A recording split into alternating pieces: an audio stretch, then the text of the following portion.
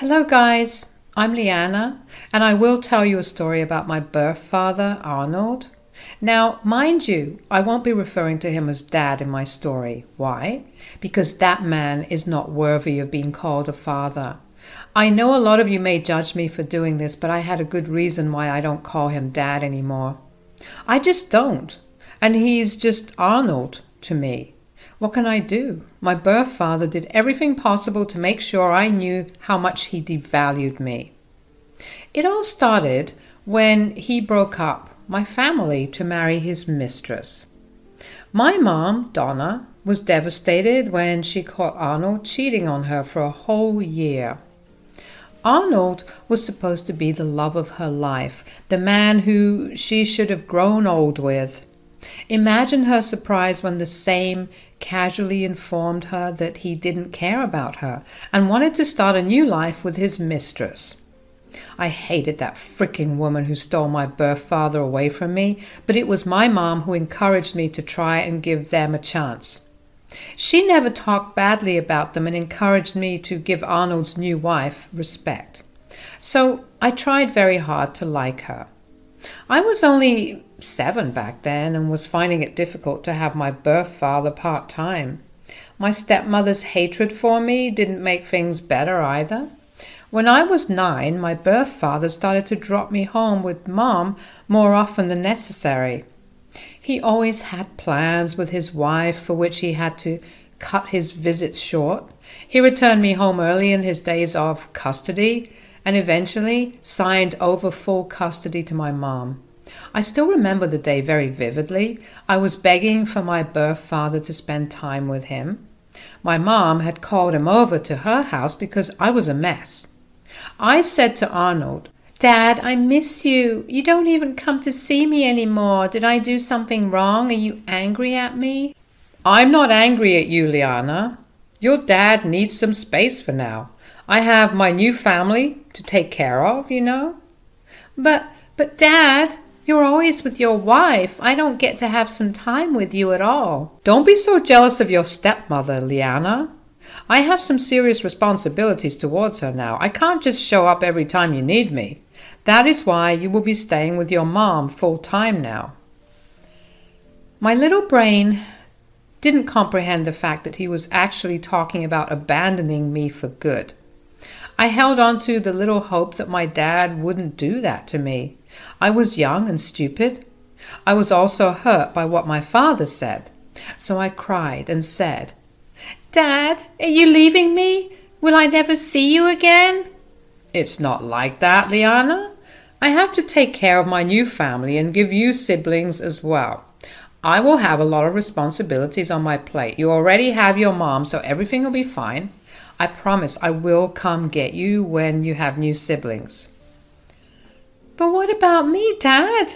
I want you in my life too. I need my father."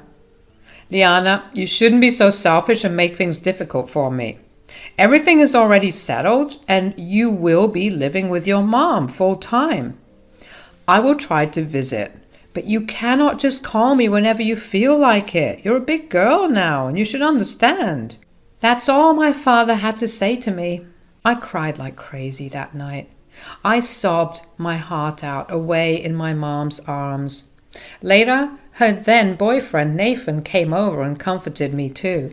For months, I kept expecting my birth father to come back and tell me that he was just joking. Months passed, and then years later, he never came back for me. Eventually, I stopped wanting to see him. Mom had already married Nathan, who did an excellent job of filling the role of my father. It was he who made me feel like I had a full family. The last time I tried to contact my father was when I was 12. He never called back and didn't see me either. Actually, I didn't see my father for 10 whole years and rarely spoke with him after he disappeared from my life. Mom tried to talk some sense into him, but that didn't work either. So I told her not to bother anymore. I had her and Nathan with me. It was more than enough. Arnold had the audacity to come back into my life when I was 19. It was just so out of the blue that I didn't know what to think of it. It had been 10 years since I saw him or even talked to him properly. In fact, he didn't even have my personal number. He called my mom and demanded to talk to me. Apparently, he wanted to be back in my life. When my mom informed me about it, I simply told her to tell him that I wanted nothing to do with him. I was serious about what I said. It had been years, and the rage inside me hadn't died down at all. Arnold had no right to ask for communication now. Besides, he may not have known that I was actually not his child anymore. I wanted to throw that at his face, and I got a marvelous opportunity for it. Despite my mom's clear warning to my birth father, he randomly showed up at our house. When my mom opened the door, you can imagine our surprise when we saw Arnold standing there. He was looking very cheerful and ran inside to try and hug me. After having the most awkward hug of my life, I managed to push him away. If things had gone my way, he wouldn't be hugging me at all. But I couldn't escape in time, and he caught me by surprise. I stepped back, and Mom said, "What are you doing here, Arnold?" "What do you think I'm doing here, Donna?" "I've come to see my only daughter. You look so surprised, as if I hadn't made myself clear over the phone." "And I remember making it clear that Liana wants nothing to do with you. You are not welcome here, Arnold. I don't know why you thought showing up unannounced would be a good idea." "You already turned me down when I asked to visit. I don't want to hear some bullshit excuse of how my own daughter doesn't want to see me, so I took matters into my own hands and decided to visit. Liana, how are you, my dear daughter?" Arnold spoke to me as if he hadn't just appeared in front of me after 10 freaking years. It was one of the most surreal experiences of my life. When I was young and Arnold had just made his declaration of stopping visits, I had been imagining this scenario in my head. I used to dream of the day that my birth father would show up and tell me how his previous words were lies. For the longest time, I desperately wanted him to come back and say that he would never abandon me like that. Night after night, I cried in my mom's and Nathan's arms, trying to understand what I did to drive my birth father away. Now that he's back and those dreams have come true, I feel nothing but anger. I looked at Arnold with a bewildered expression and said, "Wait a damn minute. What the hell is going on? Why are you here?" "I miss my daughter, so I'm here to see her. Your mom knew that I had been wanting to see you. Didn't she tell you?" "Yes, she told me. But she must have also told you how I want nothing to do with you anymore."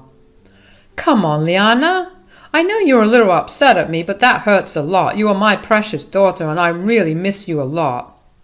"Cut the crap. Why the hell are you here? Weren't you busy trying to focus on your brand new family?" Arnold at least had the decency to look embarrassed when I hit him with that. He wasn't trying to deny anything because these were his own words. He looked ashamed, but I didn't find it in me to care. Instead, I was raging mad that he dared to cross my boundaries and randomly show up at my house.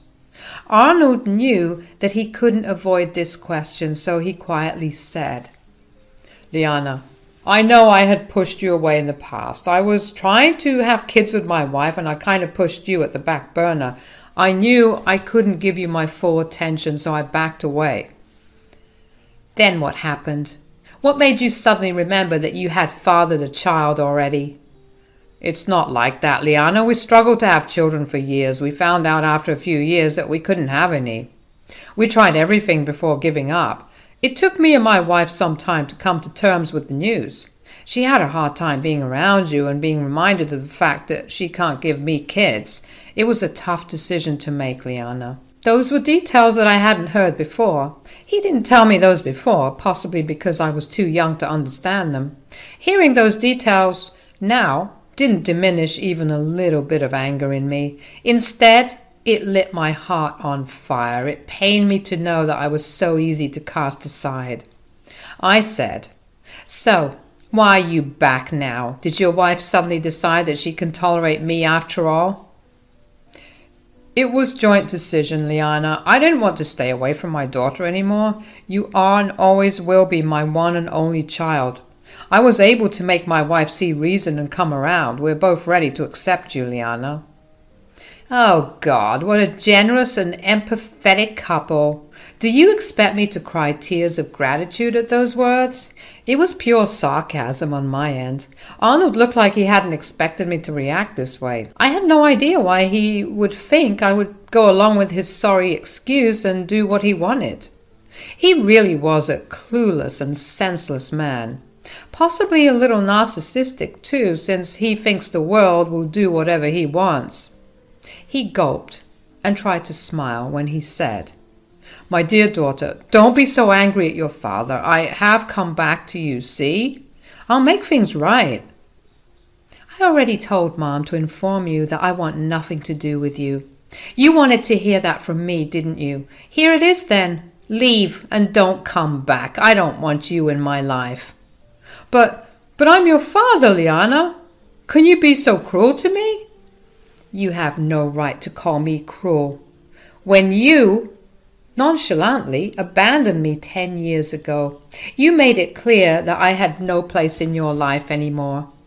I made a mistake back then. You are my only child, Liana. Your father needs you in his life. Please don't push me away. I will make up for all the time I have lost with you. I'm going to be a good father to you, Liana." The man who called himself my father was now near tears and was desperately begging for my forgiveness. He really did want to have a relationship with me after all. It was too bad that he suddenly remembered me after he realized that he would never have kids again. That was what made him crawl back to me. It wasn't just fatherly love that came out of the blue. I was just a backup child for him. What he didn't realize was that I wasn't even a backup child for him anymore. I actually laughed at him and said, "What makes you think that I would accept your sudden fatherly love? Do you expect me to pity you for not having more children?" "Liana, please don't talk to me like that. You're breaking my heart. You don't know how sorry I am that I left you. I really wanted to reach out sooner, but I had obligations too." "You mean the new family that you left me and Mom for? Yeah, that makes things so much better, right?" "Liana, please. I'm just asking for a single chance. I want to know my daughter. I want to be there for your next milestones. I want to walk you down the aisle when it's time. I want my child back, Liana." Arnold was now pathetically crying and still begging me to forgive him. He had made up some ridiculous dreams in his head where I would suddenly allow him to be my dad after 10 freaking years. In his head, it would be like these 10 years didn't even exist. Some delusions my bio dad can have, seriously, guys. His crying and relentless begging were getting annoying, so I decided to just break the truth of his situation to him. I really did want to see the look on his face when I would tell him about my upcoming party. I said, "You will never get your child back, Arnold. I'm not your child anymore." "What? What do you mean, Liana? Why are you calling me by my name? I'm your father. You need to call me Dad. You shouldn't call me by my name." "No, Arnold. You don't have the right to be called my dad anymore. I have made a decision about my life already. It was long due, and now it is finally happening. Here, this invitation is for you. Now that you're here, you might as well join our celebrations too." Arnold looked really confused when I handed him a very beautiful invitation. Nathan and I had carefully picked up the invite as another one of our bonding experiences. It was for a special occasion that was for both of us. It only felt right that the two of us would make most of the arrangements. Arnold had no idea what the occasion was about until he read what was written inside. As soon as he did that, his eyes bulged out and he started to silently cry again. He looked at me with a pained expression and said, "What? What is this, Liana? This can't be true. You can't be doing this. Tell me this is just a cruel joke." "Why would I joke about something like that, Arnold? I already told you that I'm not your child anymore. Nathan adopted me last month. We applied for adult adoption and I got my name changed legally as well. I don't even bear your last name anymore." No, this can't be happening. You are not getting adopted by some strange man. I won't let this happen. I never consented to this adoption. I will go to court. Seriously, Arnold? And what exactly would you tell the judge? This is an adult adoption, so no one needed your permission for it. You will be laughed out of court if you go down that path. Donna, you can't let this happen. You should know better. Liana is acting on impulse and not thinking straight.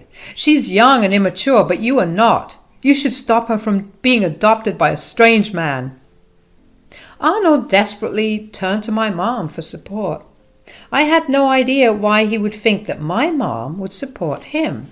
Maybe he thought that she would again tell me to try and have a relationship with him like she did years ago. But that was in the past, and my mom knew better. She knew very well that this poor excuse of a man doesn't deserve any more chances. If anything, she looked furious at the suggestion that she try and stop me. She said, "Who are you calling a strange man, Arnold? Nathan has raised Liana for the last 10 years. He is father to her in all aspects that are relevant." You are taking Liana's side too, Donna. You're going to let her work out her childish plan about severing ties with me. Who am I to stop her, Arnold? And who are you to say that it's childish? You were the one who severed ties with her. You clearly told her that you need to concentrate on your new family. I made a mistake, Donna. I don't understand why you guys are still making me suffer for it. It's been years. Exactly, Arnold. It's been years already.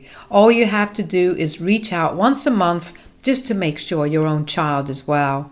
But no, you were too busy trying to have a new child with your new wife and make a perfect family. You reap what you sow, Arnold. This is the result of your karma.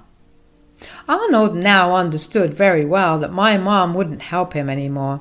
She was as done with his shit as I was. She wasn't going to stand up for him and encourage his stupid demands. My birth father now turned to Nathan to beg him to make me change my mind. He tearfully looked at him and said, "Nathan, trust me, I have nothing against you. I don't have any ill feelings towards you. You must understand my situation. Liana is my little girl. She's my blood. Please tell her to reconsider. Blood is thicker than water, you know, right?" You have some nerve-wracking requests from me, Arnold. Liana is my little girl, too. Your blood means nothing to her or me. I was here when she needed a father. I was here when she cried herself to sleep after you failed to show up to her events and said that you didn't want to contact her anymore. But you need to understand, Nathan. You are not her real dad, and never will be. She is my daughter, and nothing will change that. My birth father stubbornly kept saying how I would always remain his daughter. The comment he made about Nathan not being my real dad also got on my nerves and pissed me off. He had some audacity in trying to belittle Nathan. I was getting furious at the way Arnold was reminding Nathan that he would never be related to me by blood, as if it would make any difference to me. My birth father was trying to play on Nathan's emotions. Unfortunately for him, it had the total opposite effect on everyone. I thundered at him and said, "How dare you, Arnold? Who are you to tell me who my real dad is? Nathan has raised me for the last 10 years. He was there for me when you were busy building a new family. Nathan is my real dad in all senses of the word. You were just a sorry excuse for that." "Liana, please don't say those things. I know I pushed you away, but you are not even giving me a chance to prove myself this time. Please don't do this, Liana. Don't replace your real father with someone else." "Oh, Arnold, I think it's too late for that. As I said, the papers are already signed. Nathan is my dad now, and he will be that for the rest of my life. He will be the one I will call Dad, and he will be the one getting all the privileges of being my dad. Meanwhile, you will be erased from my life forever, just like you wanted all these years." "Liana, no, you can't do that to me. Since the papers are already signed, I cannot stop Nathan from adopting you. But it doesn't change anything for me, Liana. I want you in my life. A piece of paper will not stop me." "No, maybe a piece of paper will not stop you, but I will be the one stopping you, Arnold. I had made my decision a long time ago. I want nothing to do with you. You will leave my dad's house right now." Arnold's eyes bulged out when I asked him to leave. Somehow it still hadn't gotten into his head that I won't be changing my mind. Every time he talked about being my biological dad, I wanted to barf and claw at my own eyes. Somehow his words, instead of encouraging me to accept him, made me think of other things. I started to really wish that I wasn't born with his stupid genes. Anyway, the longer Arnold stayed, the madder I was getting. Mom and Nathan, who is now my dad, sensed this right away and said, "Liana's right, Arnold. You need to leave. You are stressing out my daughter, and I will not indulge in that behavior of yours." "No, you can't kick me out. I will not leave until I have my daughter's forgiveness. I won't let anyone steal my daughter." "I have said this once, and I will say this again. I am not your freaking daughter. Nathan is my father. Now, you should just leave before I ask him to call the cops on you. Don't bother showing up or harassing me again." "My daughter's right, Arnold. You need to leave before I take matters into my own hands and call the freaking cops on you." "Oh, by the way, don't bother showing up at the adoption party. We will throw you out. I extended the invitation out of courtesy, but you clearly can't appreciate anything good in life. So consider yourself uninvited, and if you show up and harass me or my family again, I will file a restraining order." Arnold was now looking completely defeated, as no one was taking his side. Mom actually went straight to the door, opened it, and pointed him towards the way out. In the end, he hung his head and walked out. After he was gone, I actually hugged my dad and Mom while they comforted me and told me how much they loved me. I am truly blessed to have a family like mine. The adoption party was a huge success, except for one minor inconvenience. Arnold showed up with his mistress wife in tow and tried to talk sense into me. Suffice it to say, that didn't work out very well in their favor. In fact, the whole family was there to berate them for what they did to me. One thing to note is that Arnold's family actually stayed in contact with me. My biological paternal grandparents and even uncles stayed in my life and were heavily involved in it as well. Initially, his family had tried to get Arnold to reason and not abandon me out of the blue. He didn't listen to any of them. Naturally, the hurt and bitterness made them have a bad relationship with Arnold. Meanwhile, my relationship with them remained unaffected. They were present at the party and were ready to tear into Arnold and his horrible new wife. They even supported Nathan in adopting me and said that he was the best dad I got. And guess what, guys? My grandparents disinherited Arnold and were leaving his share of the inheritance to me. You can imagine Arnold's wife's reaction when she heard that. They threw a tantrum and were promptly kicked out. It was truly a day to remember. In the next few days, Arnold and his wife amped up their harassment now that they knew I was getting their share of the inheritance too. They kept pestering me and even dared to show up at my university to apologize. Campus security had a field day with their tantrums. They were behaving so irrationally that my own university called the cops on them. Let's just say they are in deep trouble and currently going through a lawsuit. Oh, I almost forgot to mention that I did end up getting a restraining order against them after this fiasco. So they have no way of contacting me anymore. I seriously can't thank God enough that Arnold abandoned me at the right time. If he hadn't, perhaps I wouldn't have gotten an amazing father like Nathan. We are having a great life together, and I seriously couldn't have asked for more. I can definitely see Arnold showing up and causing trouble after the restraining order is lifted, but I don't care anymore. I know I have my awesome mom and dad by my side who will help me keep him away from us for good.